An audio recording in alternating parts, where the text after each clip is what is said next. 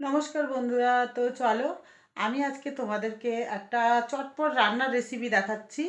আর আমার আরেকটা কথা বলার আছে তোমাদের কাছে, যে আমি যে ভিডিওগুলো মানে পোস্ট করছি কেমন লাগছে অবশ্যই কমেন্টে বলো, ঠিক আছে? তাহলে আরও মানে করার একটু এক্সপিরিয়েন্স পাবো। ঠিক আছে বন্ধুরা, তাহলে চলো আমি রান্নাঘরে যাচ্ছি। আজকে কি রান্না করা যায় বিকালের টিফিন চটপট। তো বন্ধুরা, আমি রান্নাঘরে চলে আসলাম। রান্নাঘরে এসে চলো আমি কি রান্না করি তোমাদের সাথে শেয়ার করি। এটা হলো বিকেলের টিফিন বানিয়েছিলাম। তো আমি কড়াইতে সাদা তেল দিয়ে দিয়েছি আর দিয়ে দিয়েছি একটু সর্ষে ফোড়ন, আর তারপরে একটা শুকনো লঙ্কা এর মধ্যে ছিঁড়ে দিয়ে দিয়েছি।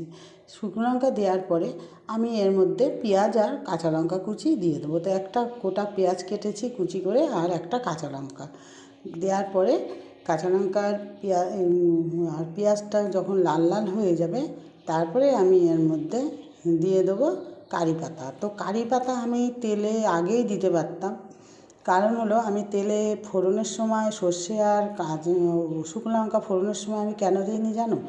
আমি দিই না, আমি সবসময় পেঁয়াজের সঙ্গেই কারি পাতাটা দিই, এর সঙ্গে সেন্টটাও থাকে। আর হলো কারি পাতা যদি তুমি শুধু দিয়ে দাও তাহলে পুরো চারিদিকে কড়াইতে ছিটে যাবে আর কারি পাতাটাও পুড়ে যাবে। তো আমি এটা বেশ সবুজও থাকবে আর দেখতেও সুন্দর লাগবে আর সেন্টটাও খুব ভালো হবে। তো আমি পেঁয়াজ লাল লাল করে ভাজার পরেই কারি পাতাটা এর মধ্যে দিয়ে দিয়েছি, এটাই হলো এর কারণ।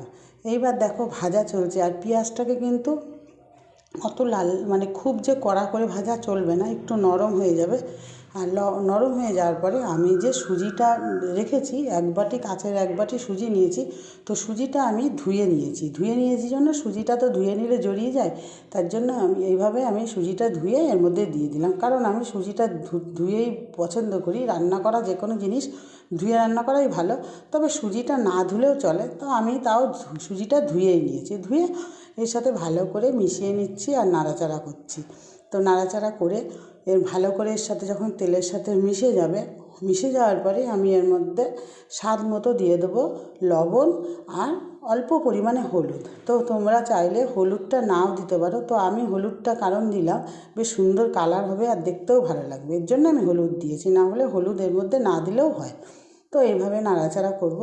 নাড়াচাড়া করার পরে আমি এর মধ্যে আর একটা জিনিস অ্যাড করব, তোমরা চাইলে দিতে পারো, আর এটা যে দিতেই হবে এর কোনো মানে নেই। আমি এটা একটু স্বাদ আনার জন্য আমি এর মধ্যে দিয়ে দিয়েছি ম্যাগি মশলা। তো ম্যাগি মশলার হাফ চামচ দিয়েছি, একটা প্যাকেটে ম্যাগি মশলা পুরোটা আমি দিইনি, হাফ চামচের মতন পরিমাণ দিয়েছি। এর মধ্যে দিয়ে জল দেবো। তো জল দিয়ে আমি এর মধ্যে ভালো করে নাড়াচাড়া করবো। আর এই যে এটা আমি ভাজছি না, একটু একটু ভালো ঝুরঝুরে হবে, তারপরে আমি জল দেবো, কারণ একটু মিশে গেলে এই সুজিটার মধ্যে তারপরেই জলটা দেব। তো এইভাবে আমি আজকে উপমাটা বানালাম। তো এটা হলো আমরা ঝাল সুজিও বলি বা উপমাই বেশি লোকে বলে জানে, তো আমি বলি ঝাল সুজি। যাই হোক, দেখো কত সুন্দর ঝরঝরে হয়ে গেছে। পুরো ঝরঝরে হয়ে যাওয়ার পরে তেলটা একটু মানে টানবে, আর এতে একটু তেল বেশি দিতে হয়, খুব কম তেলে হয় না। আর এই যে দিয়ে তারপরে আমি এর মধ্যে জল দিয়ে দেবো। তো ম্যাগি মশলাটা আমি দিয়ে দিলাম, দেখছো হাফ চামচই দিয়েছি, দিয়ে এটা নাড়াচাড়া করছি। ম্যাগি মশলা যে দিতে হবে এর কোনো মানে নেই, আমি এটা স্বাদ আনার জন্য ম্যাগি মশলাটা দিলাম, ঠিক আছে? তো তারপরে আমি এর মধ্যে জল দিয়ে দেবো। তো জলটা আমি আজকে একটু বেশি দেবো, কারণ হলো সুজিগুলো তো একটু মানে শক্ত শক্ত থাকে।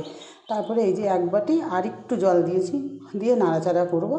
করে যখন একদম শক্ত শক্ত হয়ে যাবে তখন আমি নামিয়ে নেব। তো চলো, আমার ভিডিওটা তোমাদের কেমন লাগলো অবশ্যই বলো। তো খুব সুন্দর আর খেতেও খুব ভালো হয়েছিল। তো বেশ অনেক সুজি তো একটু অল্পতেই একটু বেশি হয়ে যায় না, এটা আরেকটু হবে, আর একটু শুকিয়ে যাবে। আর তোমরা চাইলে একটু ঝুরঝুরেও করতে পারো, আমি একটু নরম নরম করলাম কারণ আমার বাচ্চাটা একটু নরম নরম ভালোবাসে। আর আমারও ছোটো ছোটো বাচ্চা আছে আমার জায়ের, তাদের জন্য এই নরম নরম ওরা খেতে ভালোবাসে। তো আজকে আমি এইভাবে বিকালের টিফিনটা বানালাম উপমা। তো আমার ভিডিওটা কেমন লাগলো অবশ্যই কমেন্টে বলো, যদি ভালো লাগে আবার নতুন একটা ভিডিও নিয়ে আসবো। ঠিক আছে বন্ধুরা, দেখো কত সুন্দর হয়ে গেছে। এবার আমি বাটিতে তুলে নিচ্ছি, এরপরে আমার মেয়েকে দেবো, গরম গরম খুব ভালো লাগে খেতে।